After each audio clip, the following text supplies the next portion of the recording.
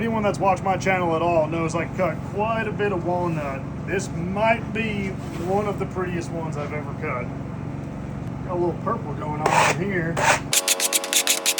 Oh yeah, that's ridiculous.